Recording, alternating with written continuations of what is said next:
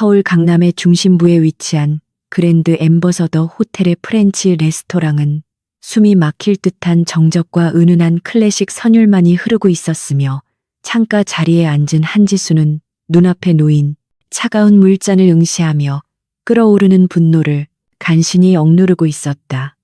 그녀의 맞은편에 앉아있는 남자는 대한민국 상위 1%만이 입을 수 있다는 최고급 맞춤 정장을 입고 있었으나 그 입에서 나오는 말들은 그 품격과는 정반대로 천박하고 오만하기 짝이 없었기에 지수는 주먹을 꽉 쥐어야만 했다. 그는 지수가 자신의 친구를 대신해 이 자리에 나왔다는 사실을 꿈에도 모른 채 마치 물건을 고르듯 그녀의 머리부터 발끝까지 훑어내리는 무례한 시선을 거두지 않았고 그 눈빛에는 상대방을 철저히 아래로 내려다보는 오만함이 가득 차 있었다. 남자는 테이블 위에 놓인 은색 포크를 가볍게 두드리며 지루하다는 표정으로 시계를 확인하더니 이내 입꼬리를 비틀며 모욕적인 언사를 뱉어내기 시작했는데 그 목소리는 낮고 부드러웠지만 내용은 날카로운 칼날처럼 지수의 자존심을 난도질하고 있었다. 그는 지수가 재벌가 며느리가 되기 위해 얼마나 치밀한 준비를 해왔는지 안다며 비아냥거렸고 여자의 가치는 결혼시장에서 어떻게 평가되는지에 달려있다는 시대착오적인 발언을 서슴지 않았는데 이는 단순히 무례함을 넘어선 인격적인 모독이었다. 지수는 친구인 민영이 왜 갑작스러운 복통을 핑계로 이 자리를 피했는지 이제야 뼈저리게 이해할 수 있었고 이 남자가 단순히 조건만 따지는 속물 그 이상이라는 것을 직감했다. 그녀는 깊은 한숨을 내쉬며 더 이상 이 자리를 지킬 이유가 없다고 판단했고 정중하게 거절의 의사를 밝히고 일어나려 했으나 남자의 다음 말은 그녀의 이성을 끊어놓기에 충분했다. 그는 지수의 가정 환경을 들먹이며 부모님의 교육 수준까지 운운했고 돈이면 무엇이든 해결될 수 있다는 투로 지수에게 얼마면 조용히 자신의 비위만 맞추는 인형이 되겠냐는 제안을 던졌는데 그 순간 지수의 머릿속에서 무언가가 툭 하고 끊어지는 소리가 들렸다. 지수는 떨리는 손으로 테이블 위에 놓인 크리스털 물잔을 집어들었고 그 차가운 감촉이 손바닥을 파고드는 순간 망설임 없이 팔을 휘둘러 그 투명한 액체를 남자의 얼굴에 정면으로 끼얹어 버렸다. 얼음이 섞인 차가운 물은 남자의 잘 정돈된 머리카락과 고가의 안경, 그리고 이탈리아 장인이 만들었다는 슈트의 라페를 타고 뚝뚝 떨어져 내렸고 순식간에 레스토랑 안의 모든 시선이 두 사람에게로 집중되었다. 주변의 정적이 깨지며 웅성거리는 소리가 들려왔지만 지수는 아랑곳하지 않고 젖은 얼굴로 경악에 찬 표정을 짓고 있는 남자를 똑바로 응시하며 또렷한 목소리로 당신 같은 사람에게는 물도 아깝지만 그 더러운 입을 씻어내기에는 부족해 보인다고 일갈했다. 남자는 너무나도 황당한 상황에 말문이 막힌 듯 입을 벌린 채 아무런 대꾸도 하지 못했고 지수는 그 틈을 타 핸드백을 챙겨 뒤도 돌아보지 않고 레스토랑을 빠져나왔다. 호텔 로비를 빠져나와 차가운 밤 공기를 마주한 지수는 그제야 심장이 터질 듯이 뛰고 있다는 사실을 깨달았고 다리가 후들거려 근처 벤치에 주저앉을 수밖에 없었다. 그녀는 평소 불의를 보면 참지 못하는 성격이었지만 이렇게 대놓고 상대방에게 물을 뿌린 적은 처음이었기에 후련함과 동시에 밀려오는 불안감을 떨쳐낼 수 없었다. 친구 민영에게 전화를 걸어 상황을 설명하자 민영은 기겁을 하면서도 통쾌하다며 웃음을 터뜨렸지만 지수는 그 남자가 뿜어내던 기묘한 위압감이 뇌리에 박혀 쉽게 잊혀지지 않았다. 그는 단순히 돈 많은 졸부의 아들처럼 보이지 않았고 물을 맞는 순간에도 당황스러움보다는 흥미롭다는 듯이 번뜩이던 그 눈빛이 지수의 등골을 서늘하게 만들었기 때문이다. 지수는 애써 그 기억을 지우려 고개를 저으며 내일이면 모든 것이 잊혀질 해프닝일 뿐이라고 스스로를 위로했고 다시는 그런 종류의 인간과 마주칠 일이 없을 것이라 확신하며 집으로 향하는 발걸음을 재촉했다.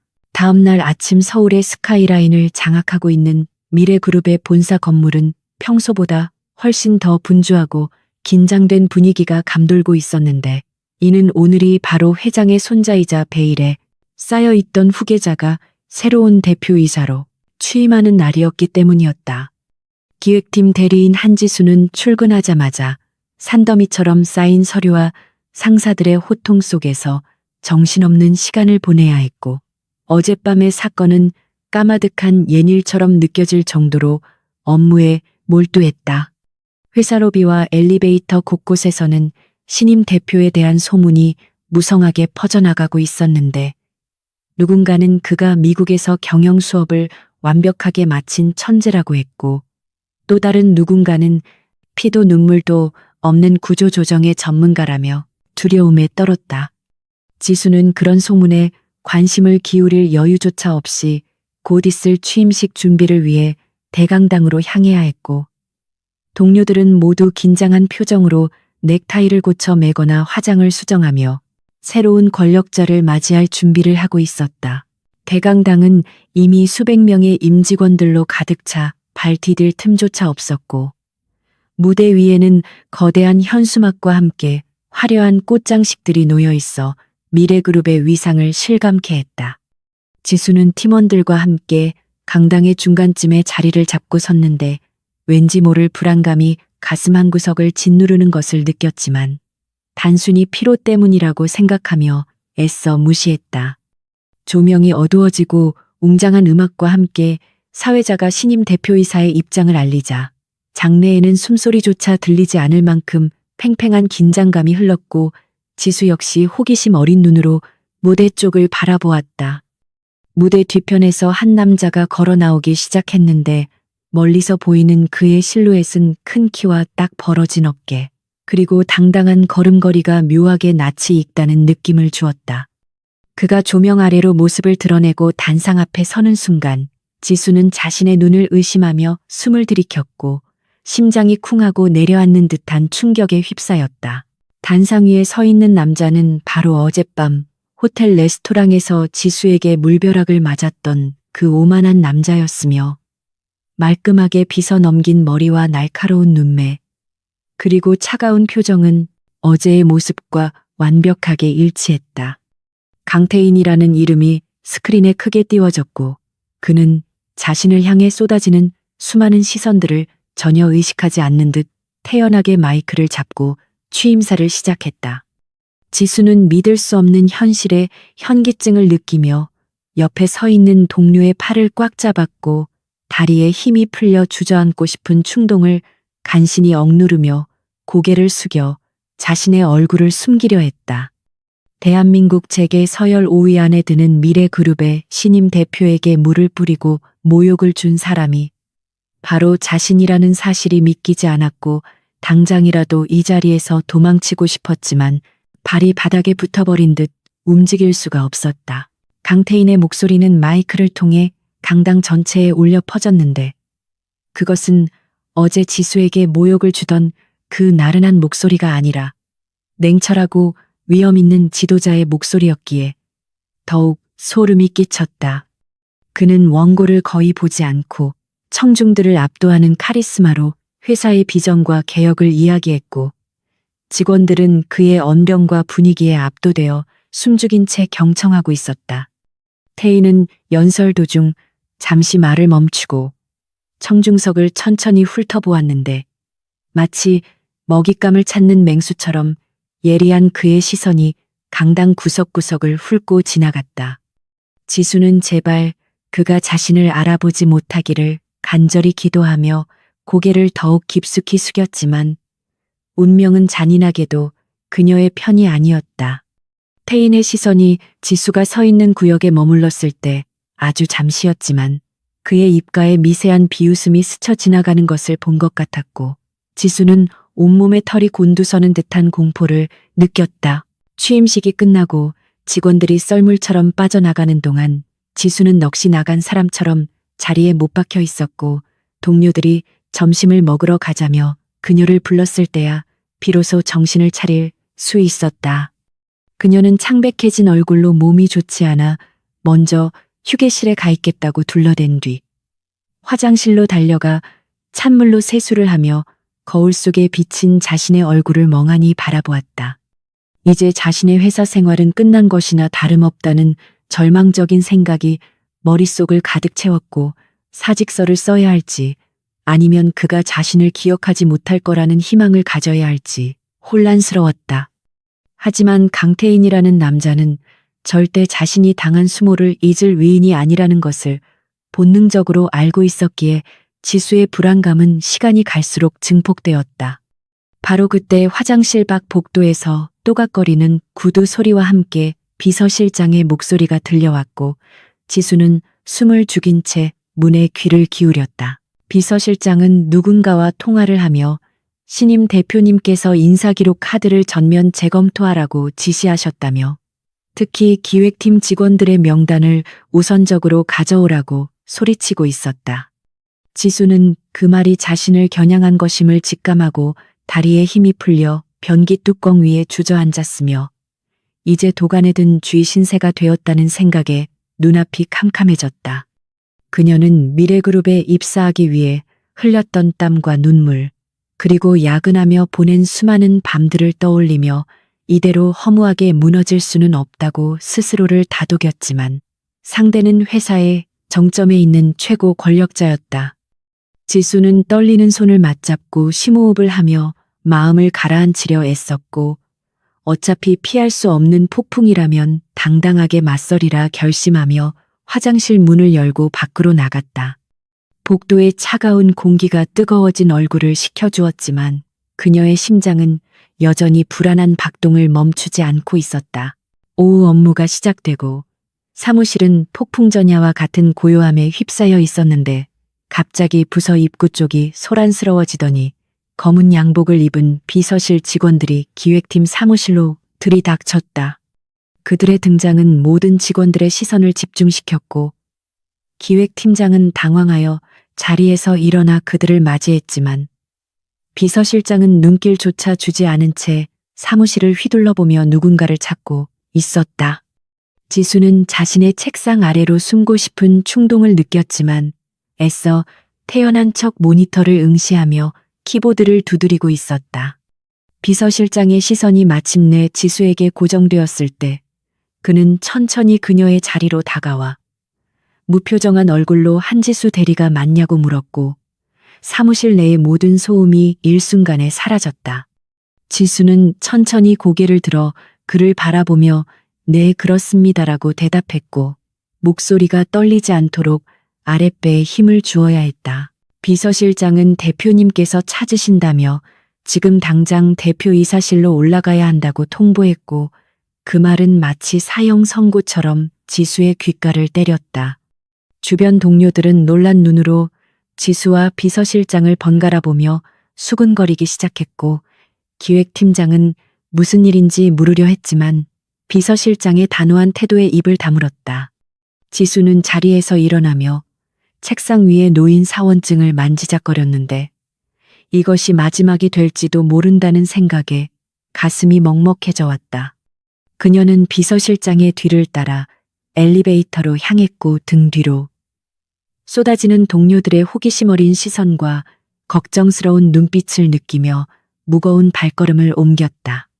엘리베이터가 최상층을 향해 올라가는 동안 숫자가 바뀌는 것을 바라보며 지수는 어젯밤 자신이 했던 말과 행동을 다시 한번 곱씹으며 마음의 준비를 했다. 최상층에 도착하자 넓고 호화로운 로비가 펼쳐졌고 그 끝에는 육중한 마호가니 문이 굳게 닫혀 있어 그 너머에 있는 주인의 권위를 과시하는 듯했다. 비서실장이 노크를 하고 문을 열자 넓은 집무실의 통유리창 너머로 서울 시내의 전경이 한눈에 들어왔고 그 창가 앞에 강태인이 등을 돌린 채 서 있었다. 비서실장이 지수를 남겨두고 조용히 문을 닫고 나가자 방 안에는 숨막히는 침묵만이 감돌았고 지수는 문가에 서서 그의 뒷모습을 바라보며 마른 침을 삼켰다. 태인은 천천히 몸을 돌려 지수를 바라보았는데 역광을 받아 표정이 잘 보이지 않았지만 그가 뿜어내는 서늘한 기운은 방 안의 공기를 얼어붙게 만들기에 충분했다. 그는 천천히 책상으로 걸어와 가죽 의자에 앉으며 손짓으로 앞에 의자를 가리켰지만 지수는 움직이지 않고 그 자리에 서서 그를 똑바로 응시했다. 강태희는 입꼬리를 살짝 올리며 흥미롭다는 표정으로 지수를 바라보더니 어제와는 사뭇 다른 모습이라며 비꼬는 말투로 침묵을 깼다. 그는 지수가 미래그룹의 직원일 줄은 상상도 못했다며 세상이 참 좁다는 말과 함께 책상 위에 놓인 지수의 인사 기록 파일을 손가락으로 두드렸다. 지수는 죄송하다는 말을 해야 할지 아니면 어제 일은 사적인 자리였으니 공적인 업무와는 무관하다고 항변해야 할지 고민했지만 그의 눈빛을 보는 순간 변명 따위는 통하지 않을 것임을 깨달았다. 태희는 자리에서 일어나 천천히 지수에게 다가왔고 그의 구두 소리가 카펫 위를 울리며 지수의 심장을 압박해왔다. 그는 지수의 코앞까지 다가와 멈춰섰고 그가 뿜어내는 압도적인 남성미와 값비싼 향수 냄새가 지수의 코끝을 자극했다. 태희는 허리를 숙여 지수와 눈높이를 맞추더니 어제 그 패기는 다 어디로 갔냐며 낮게 속삭였고 그 목소리에는 명백한 조롱이 담겨 있었다. 그는 자신이 물벼락을 맞은 것은 태어나서 처음 겪는 일이라며 이 빚을 어떻게 갚아줄지 밤새 고민했다고 말했고 지수는 그의 눈동자 속에서 장난기 어린 잔인함을 읽을 수 있었다. 지수는 더 이상 물러설 곳이 없다고 판단하고 고개를 들어 그의 눈을 똑바로 바라보며 어제 일은 무례했던 당신의 태도에 대한 정당한 대응이었다고 또렷하게 말했다. 그녀의 말에 태인의 눈썹이 꿈틀거렸고 잠시 동안 두 사람 사이에는 팽팽한 긴장감이 흘렀지만 이내 태인은 큰 소리로 웃음을 터뜨렸다. 그것은 유쾌한 웃음이 아니라 마치 재미있는 장난감을 발견한 아이의 웃음처럼 섬뜩하고 위협적으로 들렸다. 태희는 웃음을 거두고 다시 차가운 표정으로 돌아와 지수에게 제안이 아닌 명령을 내렸는데 그것은 해고 통보보다 훨씬 더 충격적인 내용이었다. 그는 지수에게 내일부터 기획팀이 아닌 비서실로 출근하라고 지시하며 자신의 바로 옆에서 그 빚을 철저하게 갚아나가게 하겠다고 선언했다. 지수는 자신의 귀를 의심하며 반문하려 했지만 태희는 이미 결정을 내린 듯 인터폰을 눌러 비서실장에게 인사 발령을 지시하고 있었다. 이것은 단순한 보직 변경이 아니라 지수를 자신의 통제하에 두고 괴롭히겠다는 명백한 선전포고였고 지수는 그가 자신을 쉽게 놓아주지 않을 것임을 뼈저리게 느꼈다. 태희는 멍하니 서 있는 지수에게 다가가 귓가에 대고 앞으로 잘 부탁한다며 악마 같은 미소를 지어 보였고 지수는 주먹을 꽉 쥐며 앞으로 펼쳐질 험난한 회사 생활을 예감했다. 기획팀 사무실의 공기는 무겁게 가라앉아 있었고 한지수는 자신의 책상 위에 놓인 짐 상자를 멍하니 바라보며 깊은 한숨을 내쉬었는데 이는 단순히 부서 이동에 대한 아쉬움 때문만이 아니라 앞으로 닥쳐올 폭풍에 대한 두려움 때문이었다. 동료들은 그녀의 등을 두드리며 위로의 말을 건넸지만 그들의 눈빛 속에는 안도감과 호기심이 뒤섞여 있었고 지수는 그 시선들이 자신의 등을 따갑게 찌르는 것을 느끼며 씁쓸한 미소를 지을 수밖에 없었다. 그녀는 자신이 왜 하필이면 그 오만하고 위험한 남자의 눈에 띄게 되었는지 자책하며 입술을 깨물었지만 이미 엎질러진 물이었기에 도망칠 구멍은 어디에도 없었다. 지수는 무거운 발걸음으로 엘리베이터에 몸을 실었고 숫자가 하나씩 올라갈 때마다 심장 박동 소리가 고막을 때리는 듯한 긴장감에 휩싸였다. 최상층에 도착하자 차가운 대리석 바닥과 화려한 조명이 그녀를 맞이했고 그곳은 마치 다른 세상처럼 고요하고 적막했다.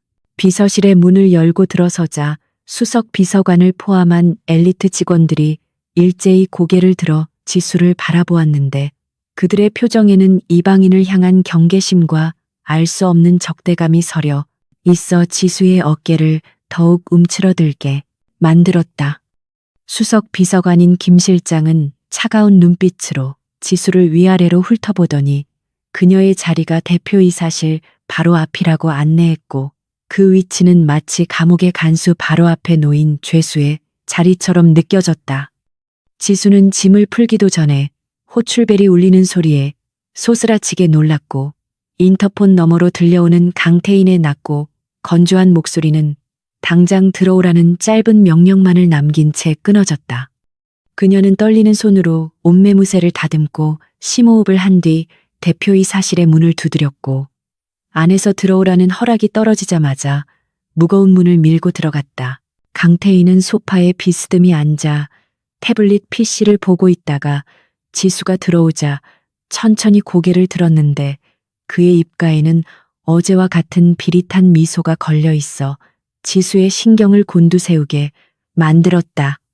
그는 지수에게 환영한다는 말 대신 산더미처럼 쌓인 서류 뭉치를 턱짓으로 가리키며 오늘 내로 이 모든 서류를 연도별로 분류하고 중요도를 체크해서 요약 보고서를 작성하라는 말도 안 되는 지시를 내렸다.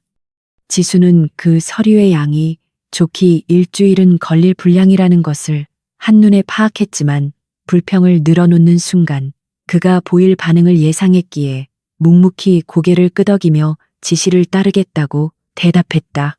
태희는 지수의 순종적인 태도가 마음에 들지 않는다는 듯 미간을 찌푸리며 커피 심부름까지 시켰는데 원두의 종류와 물의 온도 그리고 추출 시간까지 까다롭게 지정하며 그녀를 시험하려 들었다. 지수는 비서실 탕비실에서 커피를 내리며 치밀어 오르는 분노를 삭혀야 했고 그가 단순히 업무를 지시하는 것이 아니라 자신의 인내심을 테스트하고 괴롭히기 위해 이런 짓을 벌이고 있다는 사실을 뼈저리게 느꼈다. 그녀는 뜨거운 물에 손이 데일 뻔하면서도 완벽한 커피를 만들어내기 위해 온 신경을 집중했고 그에게 꼬투리를 잡히지 않겠다는 오기가 발동하여 눈빛이 더욱 매섭게 빛났다. 지수가 커피잔을 들고 다시 집무실로 들어갔을 때 태희는 누군가와 통화를 하고 있었는데 그의 목소리는 매우 날카롭고 공격적이어서 듣는 사람조차 긴장하게 만들었다. 그는 지수가 내려놓은 커피를 한 모금 마시더니 미묘한 표정을 지으며 찻잔을 내려놓았고 지수는 속으로 안도의 한숨을 내쉬었지만 태희는 아무런 말 없이 다시 업무에 집중했다. 시간은 속절없이 흘러 점심시간이 훌쩍 지났지만 태희는 지수에게 식사를 하라는 말조차 꺼내지 않았고 지수 역시 배고픔을 호소하며 약한 모습을 보이기 싫어 묵묵히 서류 더미와 씨름을 계속했다. 방대한 양의 서류들은 대부분 과거 기획팀에서 진행했던 프로젝트와 관련된 자료들이었는데 지수는 문서를 분류하던 중 몇 가지 이상한 점을 발견하고 손을 멈췄다. 특정 하청 업체와의 계약서에서 자금 흐름이 투명하지 않은 정황들이 포착되었고 이는 지수가 기획팀에 있을 때부터 어렴풋이 의심했던 부분과 일치했기에 그녀의 눈빛이 날카로워졌다. 지수는 단순히 서류를 분류하는 것을 넘어 문제가 될 만한 부분들에 포스트잇을 붙여 표시하기 시작했고 자신도 모르게 업무에 깊이 몰입하게 되었다. 오후 늦게 태희는 외부 미팅을 마치고 돌아와 지수의 책상 앞에 멈춰섰는데 그녀가 식사도 거른 채 산더미 같은 서류 속에 파묻혀 일하고 있는 모습을 보고 잠시 의외라는 표정을 지었다. 그는 지수가 적당히 하는 신음만 하다가 포기하거나 울면서 뛰쳐나갈 것이라고 예상했지만 그녀는 놀라울 정도로 끈기 있게 버티고 있었고 그 모습에서 묘한 승부욕을 느꼈다. 태희는 지수에게 다가가 진행 상황을 물었고 지수는 자리에서 벌떡 일어나 지금까지 정리한 내용과 발견한 문제점들을 브리핑하기 시작했는데 그녀의 목소리는 지쳐 있었지만 논리 정연하고 명확했다. 태희는 지수가 단순히 서류를 분류한 것이 아니라 내용을 완벽하게 숙지하고 분석까지 해냈다는 사실에 내심 놀랐지만 겉으로는 내색하지 않고 차가운 표정으로 서류를 훑어보았다. 그는 지수가 표시해둔 의심스러운 자금 흐름 부분을 손가락으로 짚으며 이것이 무엇을 의미하는지 아느냐고 물었고 지수는 잠시 망설이다가 자신의 견해를 솔직하게 털어놓았다. 그녀는 기획팀 최 이사가 주도했던 프로젝트들에서 반복적으로 나타나는 비정상적인 비용 처리 방식에 대해 언급했고, 이는 회사의 이익에 반하는 행위일 가능성이 높다고 조심스럽게 덧붙였다. 태희는 지수의 눈을 뚫어지게 바라보며 그녀가 진실을 말하고 있는지, 아니면 누군가의 사주를 받고 자신을 떠보는 것인지 가늠하려 했고, 방 안에는 팽팽한 긴장감이 감돌았다. 지수는 태인의 날카로운 시선을 피하지 않고 당당하게 맞섰는데, 그녀는 비록 그에게 밉보인 상태였지만 업무에 있어서만큼은 타협하고 싶지 않은 자존심이 있었기 때문이다. 태인은 잠시 침묵을 지키다가 서류를 책상 위에 던지듯 내려놓으며, 꽤 흥미로운 분석이지만 이것만으로는 아무것도 증명할 수 없다고 냉정하게 말했고, 지수의 노력에 찬물을 끼얹었다. 그는 지수에게 오늘은 그만 퇴근하라며 등을 돌렸지만 지수는 억울함과 분함에 입술을 깨물며 자리에서 움직이지 않았다. 그녀는 자신이 찾아낸 것들이 결코 가벼운 문제가 아님을 확신하고 있었고, 그가 이를 무시하는 것이 회사를 망치는 길이라고 생각했기에 용기를 내어 다시 한번 입을 열었다. 지수는 대표님께서 저를 괴롭히기 위해 이곳에 부른 것은 알지만 공과 사는 구분해 주셨으면 한다고 말하며, 이 자료들은 분명히 내부 감사가 필요한 사안이라고 강조했다. 태희는 지수의 당돌한 발언에 다시 몸을 돌려 그녀를 바라보았고, 그의 눈동자 속에서 기묘한 불꽃이 튀는 것을 느낄 수 있었는데 그것은 분노라기보다는 호기심에 가까웠다. 그는 천천히 지수에게 다가와 그녀의 턱을 들어 올리며 자신에게 이래라 저래라 명령할 수 있는 사람은 없다고 경고했지만 목소리에는 이전과 같은 도끼가 조금 빠져 있었다. 태희는 지수의 눈동자 속에 비친 자신의 모습을 바라보며 그녀가 다른 직원들과는 확실히 다르다는 것을 인정할 수밖에 없었고, 어쩌면 그녀가 자신이 찾던 칼날이 될 수도 있겠다는 생각을 하게 되었다. 그는 손을 거두고 지수에게 내일 아침 7시까지 출근하라는 말만 남긴 채 집무실을 나갔고, 지수는 그 자리에 주저앉아 떨리는 다리를 진정시켜야 했다. 집으로 돌아온 지수는 녹초가 되어 침대에 쓰러졌지만 머릿속은 온통 강태인과 회사의 비리 의혹으로 가득 차 있어 쉽게 잠을 이룰 수 없었다. 그녀는 최 이사가 평소 자신을 탐탁지 않게 여기던 이유가 혹시 자신이 눈치가 빨라 비리를 알아챌까봐 그랬던 것은 아닌지 의심하게 되었고, 모든 퍼즐 조각이 하나씩 맞춰지는 기분이 들었다. 지수는 강태인이 자신을 비서실로 부른 진짜 이유가 단순히 복수 때문만이 아닐 수도 있다는 막연한 추측을 해보았지만, 그 냉혈한 같은 남자를 신뢰하기에는 아직 너무나도 위험했다. 그녀는 내일 아침 일찍 출근하기 위해 알람을 맞추며 전쟁 같은 하루를 마무리했고, 창밖의 달빛만이 그녀의 불안한 마음을 위로해 주었다. 다음 날 새벽 6시 50분 지수는 누구보다 일찍 회사에 도착하여 텅 빈 사무실에 불을 켰고, 태인의 책상 위에 어제 정리한 보고서를 깔끔하게 제본하여 올려두었다. 그녀는 탕비실로 가서 태인이 지시했던 대로 정확한 온도와 비율로 커피를 내렸고, 그가 도착하기만을 기다리며 긴장된 마음으로 문을 주시했다. 정확히 7시 정각 엘리베이터 문이 열리는 소리와 함께 태인이 모습을 드러냈고, 그는 밤새 잠을 설친 듯 다소 피곤해 보이는 기색이었지만 여전히 흐트러짐 없는 완벽한 슈트 차림이었다. 태인은 지수가 준비해둔 커피 향을 맡으며 미세하게 표정이 풀리는 것을 보였고, 자리에 앉아 지수가 올려둔 보고서를 다시 한번 꼼꼼하게 읽어 내려가기 시작했다. 그는 한참 동안 서류에 집중하다가 고개를 들어 지수에게 다가오라고 손짓했고, 지수는 긴장된 마음으로 그의 책상 앞으로 걸어갔다. 태희는 서랍에서 암호화된 USB 하나를 꺼내 책상 위에 올려놓으며 지수에게 이것을 분석해서 최 이사의 비자금 장부와 대조해보라는 뜻밖의 지시를 내렸다. 지수는 놀란 눈으로 그를 바라보며 이것이 무엇인지 물으려 했지만 태희는 검지 손가락을 입술에 갖다 대며 보안 유지를 명령했다. 그는 지금부터 지수가 하는 모든 업무는 1급 비밀이며 만약 정보가 새어나갈 경우 그 책임은 전적으로 지수가 져야 할 것이라고 엄포를 놓았지만 그 눈빛에는 처음으로 지수에 대한 신뢰가 엿보였다. 지수는 떨리는 손으로 USB를 집어들었고 그 차가운 금속의 감촉이 손바닥을 통해 전해지자 비로소 자신이 거대한 권력 다툼의 소용돌이 속에 발을 들여놓았음을 실감했다. 그녀는 태인에게 왜 자신에게 이런 중요한 일을 맡기느냐고 용기를 내어 물었고 태인은 잠시 침묵하다가 창밖을 바라보며 씁쓸한 미소를 지었다.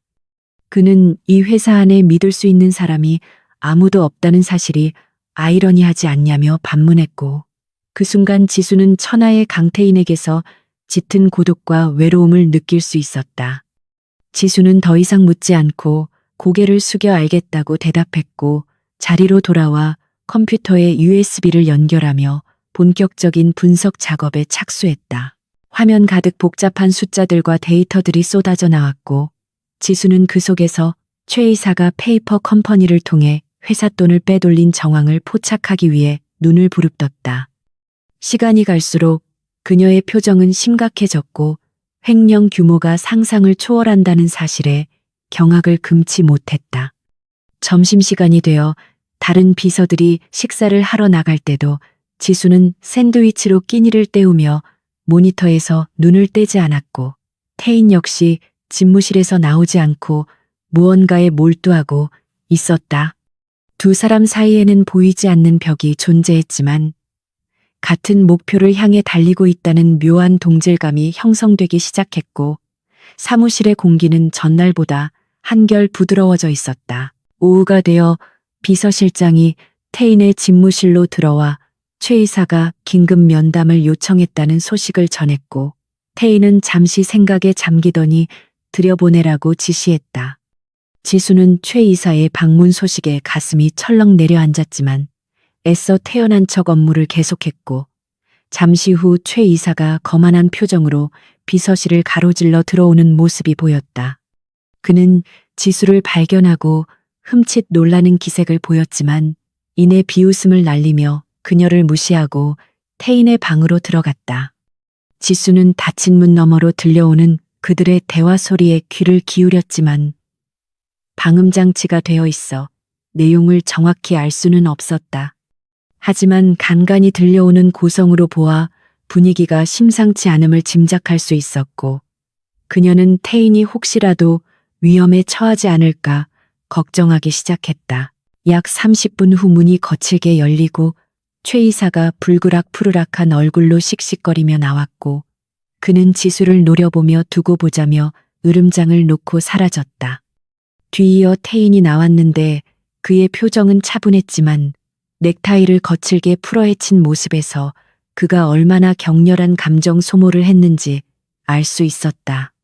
태인은 지수의 책상으로 다가와 턱을 괴고 그녀를 바라보며 최 이사가 지수의 해고를 강력하게 요구했다는 사실을 털어놓았다.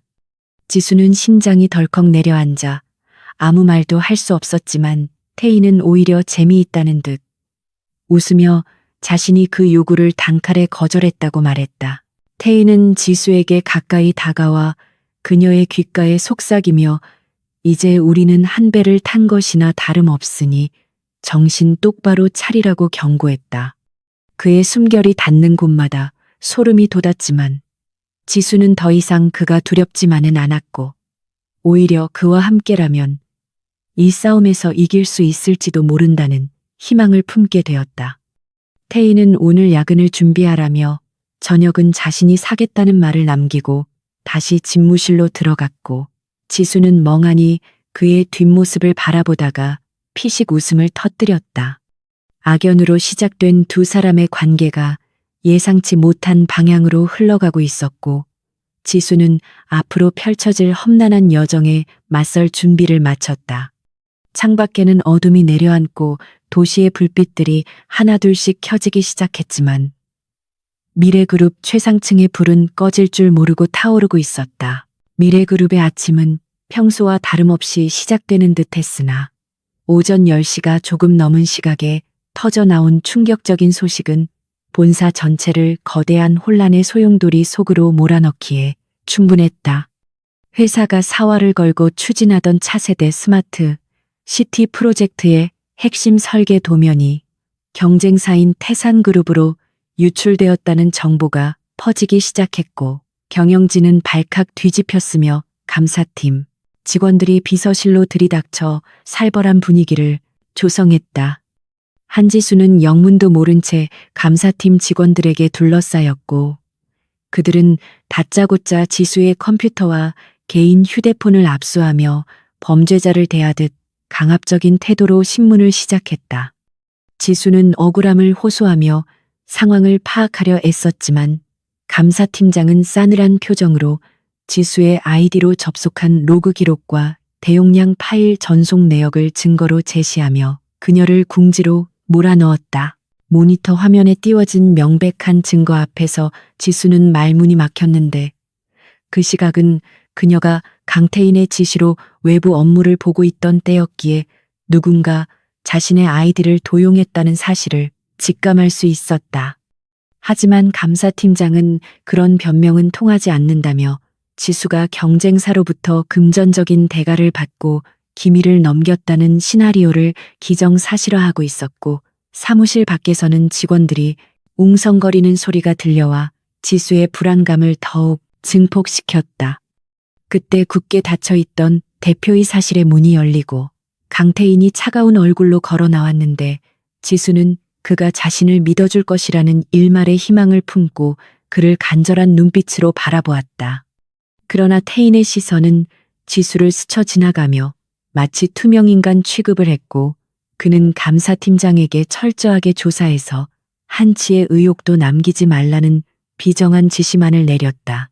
지수는 태인의 차가운 반응에 심장이 찢어지는 듯한 고통을 느꼈는데 며칠 전 밤늦게까지 함께 일하며 쌓았다고 생각했던 신뢰와 유대감이 한순간에 무너져 내리는 기분이었다. 최 이사는 이 상황을 즐기기라도 하듯 거만한 표정으로 나타나 신임 대표가 사람을 잘못 뽑아 회사가 위기에 처했다며 태인의 리더십까지 문제 삼고 나섰고 태인은 아무런 반박하지 않은 채 묵묵히 그 비난을 감내하고 있었다. 최 이사는 지수에게 삿대질을 하며 당장 산업 스파이를 경찰에 넘겨야 한다고 목소리를 높였고 지수는 모멸감에 입술을 깨물며 눈물을 참아야 했다. 태인은 잠시 침묵을 지키다가 낮게 가라앉은 목소리로 경찰 수사는 나중에 진행할 테니 일단 한지수 씨를 직위 해제하고 회사 밖으로 내보내라고 명령했다. 그것은 사실상의 해고 통보이자 지수를 범인으로 낙인 찍는 잔인한 처사였기에 지수는 믿을 수 없다는 표정으로 태인을 올려다보며 대표님이라고 불렀지만 그는 끝내 그녀와 눈을 마주치지 않고 등을 돌려버렸다. 감사팀 직원들에 의해 양쪽 팔을 붙들린 채 회사 밖으로 끌려 나오다시피 한 지수는 로비에 내동댕이 쳐졌고 지나가는 수많은 직원들의 경멸 어린 시선을 온몸으로 받아내야 했다. 어제까지만 해도 부러움의 대상이었던 비서실 직원이 하루아침에 회사를 배신한 산업 스파이가 되어버린 현실이 너무나도 비참했고 억울함에 가슴이 터질 것만 같았다. 지수는 바닥에 떨어진 자신의 가방을 챙겨들고 비틀거리며 회전문을 빠져나왔고 때마침 하늘에서는 굵은 빗줄기가 쏟아지기 시작해 그녀의 처량한 신세를 더욱 비극적으로 만들었다. 지수는 우산도 없이 쏟아지는 비를 맞으며 정처 없이 걸었는데 차가운 빗물이 눈물과 섞여 뺨을 타고 흘러내렸지만 닦아낼 생각조차 하지 못했다. 그녀는 자신이 최 이사의 함정에 빠졌다는 것을 알고 있었지만 강태인이 그렇게 쉽게 자신을 내칠 줄은 몰랐기에 배신감이 뼈에 사무쳤다. 그는 자신을 이용해 최 이사를 견제하려 했고 쓸모가 없어지자 가차없이 버린 것이 분명하다고 생각하니 자신의 순진함이 원망스러워 견딜 수가 없었다. 지수는 젖은 옷이 몸에 달라붙어 한기를 느꼈지만 갈 곳이 없어 근처 버스 정류장 벤치에 웅크리고 앉아 멍하니 빗줄기만 바라보았다. 지나가는 차들이 물을 튀기고 지나갔지만 그녀는 피할 기력조차 남아있지 않았고 이대로 세상에서 사라져 버리고 싶다는 극단적인 생각마저 들었다. 그렇게 몇 시간이 흘렀을까? 해가 지고 어둠이 깔리기 시작할 무렵 검은색 고급 세단 한 대가 지수가 앉아있는 정류장 앞에 미끄러지듯 멈춰섰다.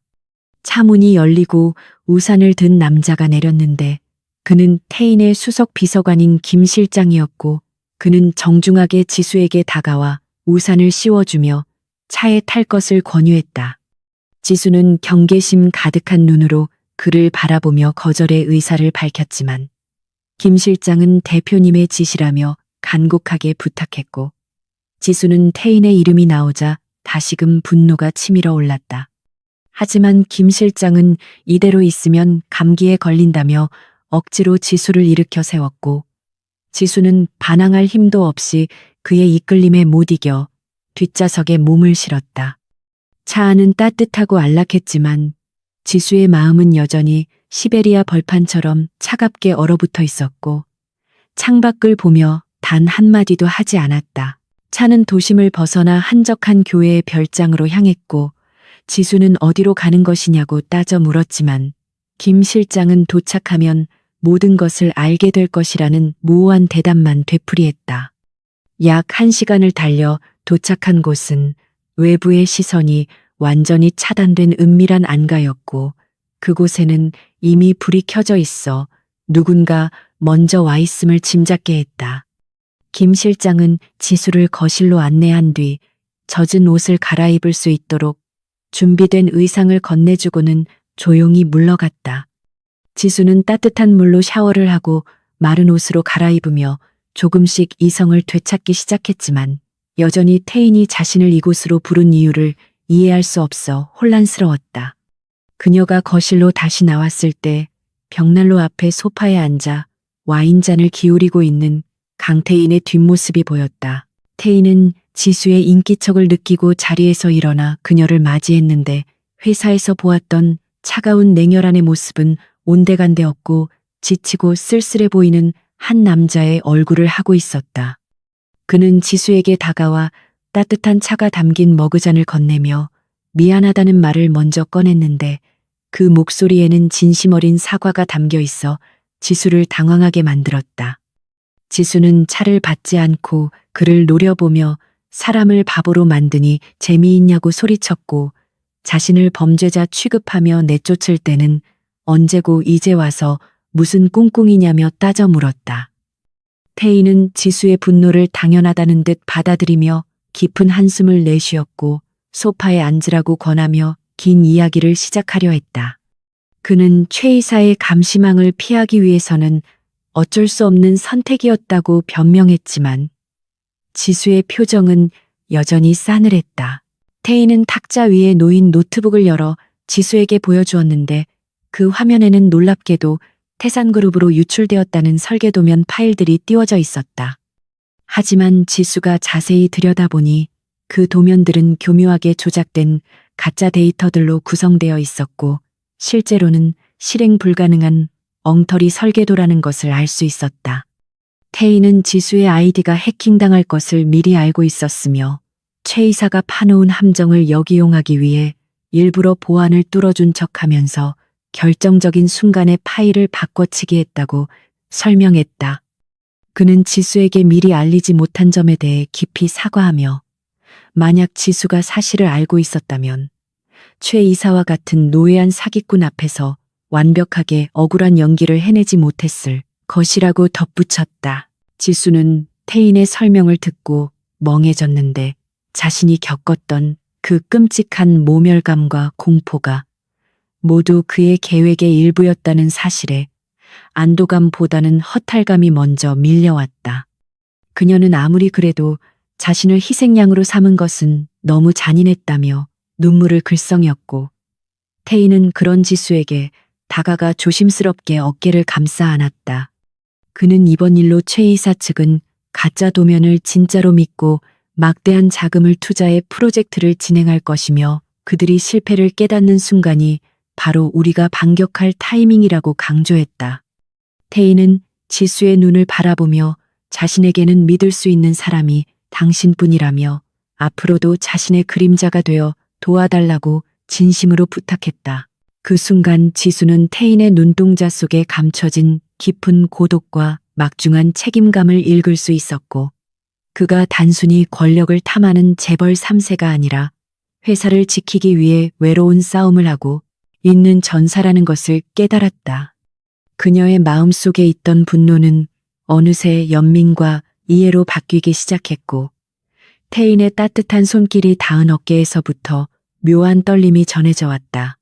지수는 눈물을 닦으며 그렇다면 앞으로 제 명예 회복은 어떻게 해줄 것이냐고 짐짓퉁명스럽게 물었고 태인은 옅은 미소를 지으며 회사의 영웅으로 만들어주겠다고 약속했다. 두 사람 사이의 오해가 풀리자 안가 안의 공기는 한결 부드러워졌고 벽난로에 타닥거리는 장작 소리가 정적을 채웠다. 태인은 지수에게 저녁 식사를 대접하며 그동안 자신이 조사해온 최 이사 일당의 비리 자료들을 공유해 주었는데 그 규모와 수법은 지수의 상상을 초월하는 것이었다. 그들은 단순히 회사 돈을 횡령하는 수준을 넘어 주가 조작과 불법 로비까지 일삼고 있었으며 회사 전체를 자신들의 사유물처럼 주무르고 있었다. 지수는 자료를 검토하며 분노를 금치 못했고 태인이 왜 그토록 철저하게 자신의 정체를 숨기고 연기를 해야 했는지 완벽하게 이해하게 되었다. 태인은 지수에게 당분간은 공식적으로 해고 상태를 유지해야 하며 외부에서 자신의 비밀 요원으로서 정보를 수집하고 최 이사의 뒤를 캐는 역할을 맡아달라고 요청했다. 지수는 위험한 일임을 알면서도 태인의 제안을 수락했는데 그것은 단순히 회사에 대한 충성심 때문이 아니라 태인이라는 남자를 혼자 두고 싶지 않은 마음이 더 컸기 때문이었다. 그녀는 태인과 함께라면 어떤 위험도 감수할 수 있을 것 같은 용기가 생겼고 두 사람은 밤이 깊도록 머리를 맞대고 앞으로의 작전 계획을 세웠다. 태인은 지수에게 최신형 도청 장치와 특수 제작된 카메라가 내장된 안경 등 첩보 영화에서나 볼 법한 장비들을 건네주며 사용법을 알려주었다. 지수가 신기해하며 장비들을 만지작거리자 태인은 처음으로 소리내어 웃었는데 그 웃음소리는 지수의 가슴을 두근거리지게 만들 만큼 매력적이었다. 새벽이 다가오자 태인은 지수를 집까지 데려다 주겠다며 자리에서 일어났고 두 사람은 다시 차에 올랐다.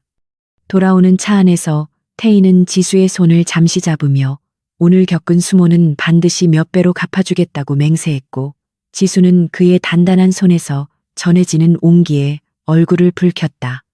그녀는 이제 더 이상 단순한 비서가 아니라 태인의 파트너이자 동지로서 새로운 길을 걷게 되었음을 실감했다. 차가 지수의 집 앞에 도착하자 태인은 차에서 내려 직접 문을 열어주었고 지수가 현관문으로 들어갈 때까지 그 자리에 서서 지켜봐 주었다. 지수는 집 안으로 들어와 창문 커튼 뒤에 숨어 태인의 차가 멀어지는 것을 바라보았고 가슴 속에서 피어오르는 알 수 없는 감정에 설레어 잠을 이룰 수 없었다. 다음 날부터 지수는 공식적으로는 실직자가 되었지만 실제로는 그 어느 때보다 바쁜 나날을 보내게 되었다. 그녀는 태인이 건네준 자료를 바탕으로 최 이사의 자금 세탁 경로로 의심되는 유령 회사들을 추적하기 시작했고 변장을 하고 현장을 답사하며 증거를 수집했다. 한편 회사 내부에서는 태인이 지수를 가혹하게 내친 것에 대해 비난하는 여론도 있었지만 최 이사 측은 눈에 가시 갔던 지수가 사라지자 안심하고 더욱 대담하게 비리를 저지르기 시작했다.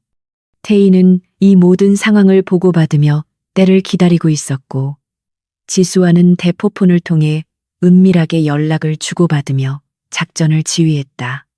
두 사람의 호흡은 척척 맞아떨어졌고 그 과정에서 서로에 대한 신뢰는 더욱 굳건해졌다. 어느 날 지수는 최 이사의 최측근인 재무팀장이 매주 금요일 밤 강남의 한 고급 룸살롱에서 정체불명의 인물들과 회동을 갖는다는 첩보를 입수했다.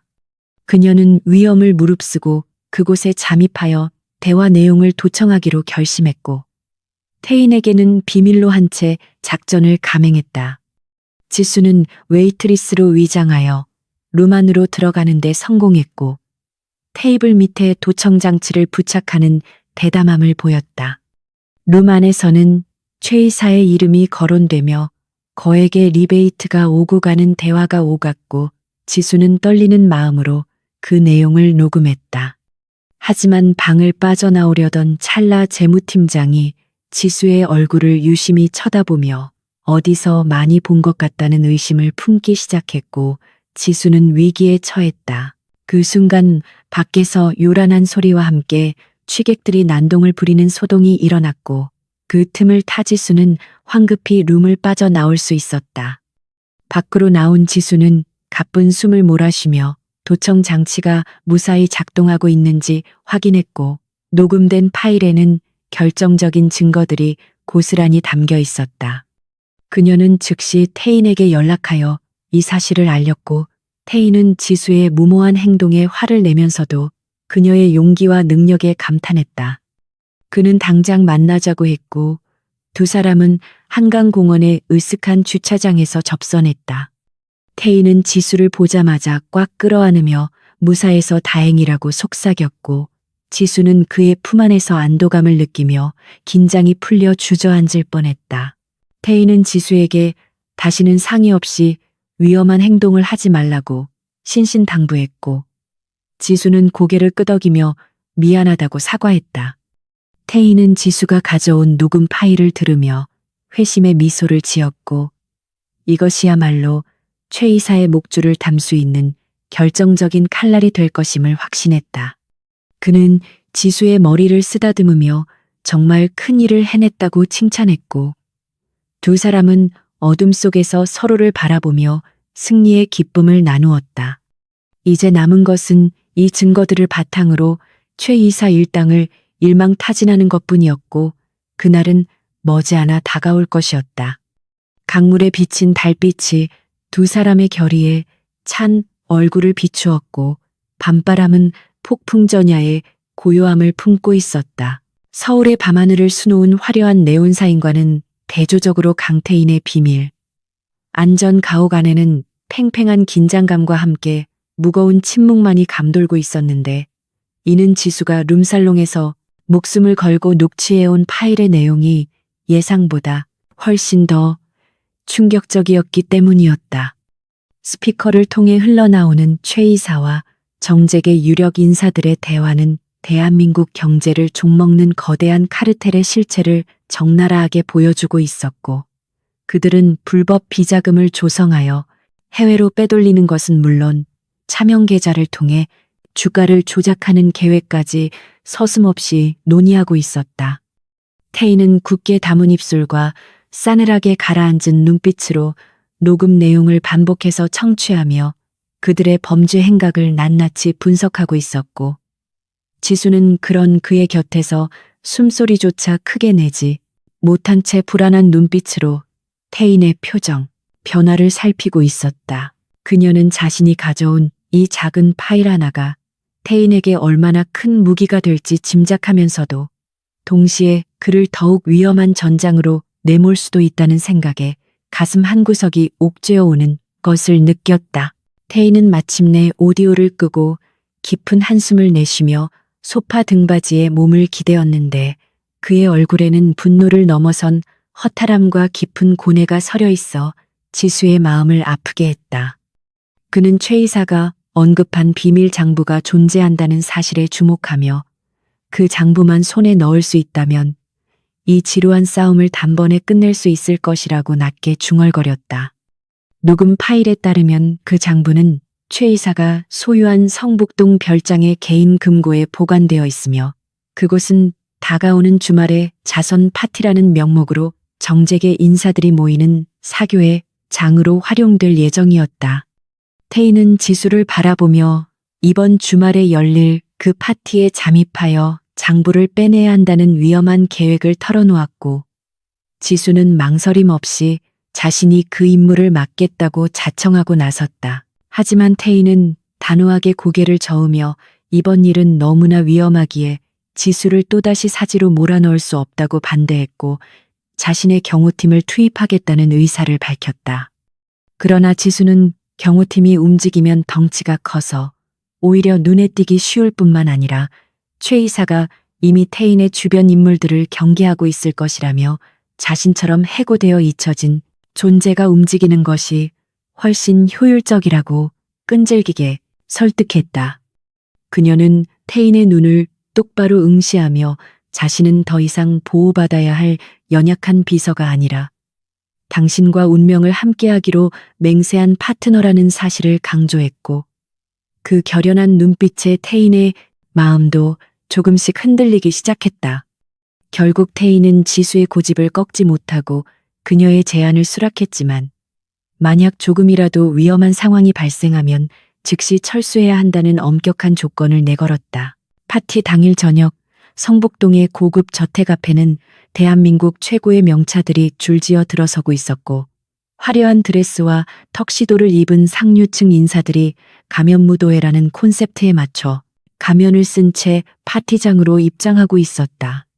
지수는 태인이 준비해준 짙은 남색의 우아한 이브닝 드레스와 얼굴의 절반을 가리는 정교한 깃털 가면을 착용하고 있었는데 거울 속에 비친 그녀의 모습은 평소의 수수한 회사원과는 완전히 다른 고혹적인 여인의 자태를 뽐내고 있었다. 그녀는 가슴 깊은 곳에서 올라오는 떨림을 진정시키기 위해 심호흡을 하며 클러치 배관에 숨겨진 초소형 카메라와 해킹 툴이 담긴 USB를 확인했고 결전의 장소로 향하는 발걸음을 옮겼다. 태희는 다른 입구를 통해 파티장에 먼저 도착해 있었고 그는 사람들 틈에 섞여 있으면서도 날카로운 시선으로 지수가 무사히 입장하는지 지켜보고 있었다. 파티장은 샹들리에의 화려한 불빛과 샴페인 잔이 부딪히는 소리, 그리고 라이브 밴드의 감미로운 재즈 선율로 가득 차 있었지만 지수의 눈에는 그 모든 것이 탐욕을 감추기 위한 위선적인 껍데기로밖에 보이지 않았다. 그녀는 웨이터가 건네주는 샴페인 잔을 받아들고 우아하게 미소를 지으며 사람들 사이를 자연스럽게 누비고 다녔지만 신경은 온통 최 이사의 서재가 있는 2층으로 향하는 계단에 집중되어 있었다. 태희는 파티의 주최자인 최 이사와 담소를 나누며 그의 시선을 붙잡아 두고 있었는데 겉으로는 웃고 있었지만 두 사람 사이에는 보이지 않는 스파크가 튀며 숨막히는 기싸움이 벌어지고 있었다. 태희는 최 이사에게 태산그룹과의 합병설에 대해 넌지시 질문을 던지며 그의 주의를 분산시켰고 그 틈을 타 지수에게 신호를 보냈다. 지수는 태인의 신호를 확인하자마자 인파를 뚫고 조용히 2층으로 향하는 계단 쪽으로 몸을 숨겼고 복도에 배치된 보안 요원들이 잠시 자리를 비운 틈을 타 신속하게 최 이사의 서재 문 앞으로 다가갔다. 문은 굳게 잠겨 있었지만 태인이 미리 건네준 최신형 전자식 잠금 해제 장치를 이용해 몇 초 만에 문을 열 수 있었고 그녀는 소리 없이 서재 안으로 미끄러져 들어갔다. 서재 안은 어둡고 고요했으며 벽면 가득 채워진 책들과 값비싼 골동품들이 위압적인 분위기를 풍기고 있었지만 지수는 망설일 시간이 없었다. 그녀는 미리 파악해둔 정보에 따라 책상 뒤편에 걸려있는 대형 그림 액자를 조심스럽게 걷어냈고 그 뒤에 숨겨져 있던 육중한 강철 금고를 발견하고 안도의 한숨을 내쉬었다. 하지만 진짜 문제는 지금부터였는데 금고의 비밀번호는 매주 바뀐다는 정보가 있었기에 지수는 태인이 개발한 해킹 프로그램을 연결하여 비밀번호를 무작위로 대입하기 시작했다. 화면의 숫자들이 빠르게 돌아가며 해독이 진행되는 동안 지수는 문 밖에서 들려오는 발소리에 온 신경을 곤두세워야 했고 식은땀이 등줄기를 타고 흘러내리는 것을 느꼈다. 1분 1초가 1년처럼 길게 느껴지는 초조한 기다림 끝에 띵동하는 경쾌한 소리와 함께 금고 문이 열렸고 그 안에는 태인이 그토록 찾던 검은색 가죽 표지의 장부가 덩그러니 놓여 있었다. 지수는 떨리는 손으로 장부를 꺼내 내용을 확인했고 그곳에는 최 이사의 모든 비리 내역과 뇌물을 받은 고위 공직자들의 명단이 빼곡히 적혀 있어 그야말로 판도라의 상자나 다름없었다. 지수는 장부를 챙겨 서재를 빠져나가려 했으나 그 순간 복도에서 누군가의 굵직한 목소리와 함께 발소리가 가까워지는 것을 들었고 심장이 바칠 듯한 공포에 휩싸였다. 그녀는 급히 책상 아래의 좁은 공간으로 몸을 숨겼고 잠시 후 서재문이 벌컥 열리며 술 냄새를 풍기는 최 이사와 낯선 남자가 들어왔다.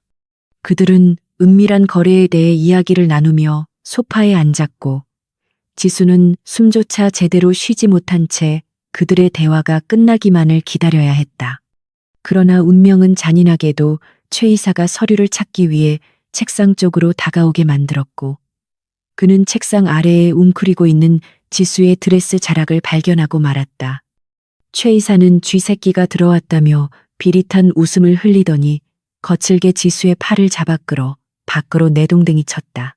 최 이사는 지수의 가면을 벗겨내고 그녀의 정체를 확인하자 경악과 분노로 얼굴이 붉게 달아올랐고 감히 해고된 비서 주제에 내 집에 잠입했냐며 지수의 뺨을 거칠게 올려붙였다.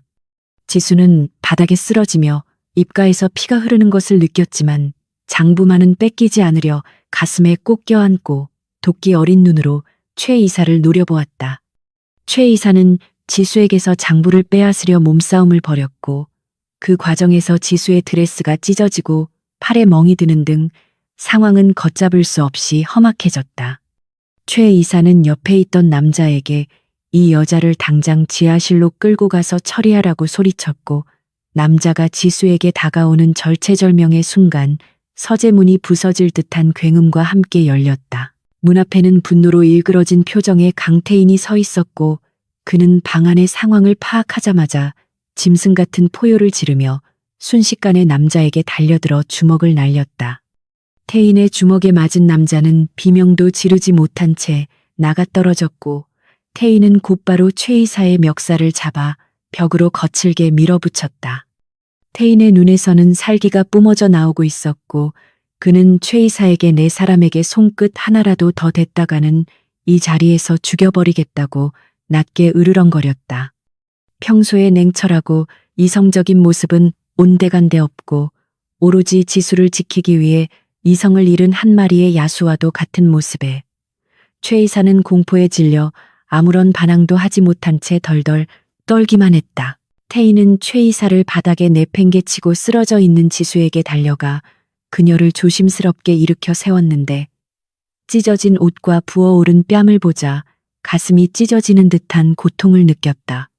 그는 자신의 재킷을 벗어 지수의 어깨에 덮어주며 괜찮냐고 물었고 지수는 안도감에 눈물을 흘리며 고개를 끄덕였다. 태인은 지수를 안아들고 서재를 빠져나왔고 파티장의 소란을 듣고 달려온 보안 요원들이 앞을 가로막았지만 태인의 서슬퍼런 기세에 눌려 길을 터줄 수밖에 없었다.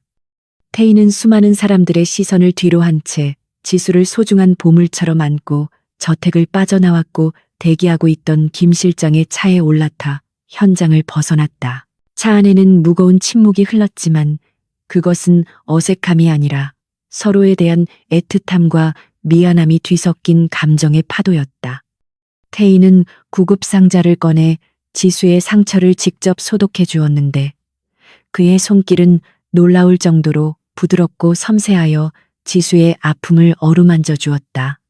태인은 치료를 하는 내내 미안하다는 말을 반복하며 자신의 늦은 대처를 자책했고 지수는 그런 그의 손을 잡으며 대표님 덕분에 무사할 수 있었다고 그를 위로했다. 태인은 치료를 멈추고 지수의 눈을 깊이 들여다보며 오늘 당신이 위험에 처한 것을 본 순간 내 심장이 멈추는 줄 알았다며 다시는 당신을 위험한 곳에 보내지 않겠다고 다짐하듯 말했다. 그 순간 두 사람 사이의 공기가 바뀌며 묘한 긴장감이 흘렀고 태희는 천천히 지수에게 다가가 그녀의 이마에 입을 맞추었다. 그것은 욕망에 찬 키스가 아니라 소중한 사람을 지켜냈다는 안도감과 깊은 애정이 담긴 성스러운 의식과도 같았다. 지수는 눈을 감고 그의 온기를 느끼며 이 남자가 자신에게 얼마나 큰 의미가 되었는지 깨달았고 그동안 억눌러왔던 감정이 본물 터지듯 흘러나오는 것을 느꼈다. 태희는 지수를 자신의 품에 꼭 안아주며 이 싸움이 끝나면 우리 사이를 다시 정의하자고 속삭였고 지수는 그의 품에 얼굴을 묻으며 고개를 끄덕였다. 창밖으로 스쳐 지나가는 도시의 불빛들은 두 사람의 미래를 축복하듯 반짝이고 있었고 차는 어둠을 뚫고 안전 가옥을 향해 질주했다.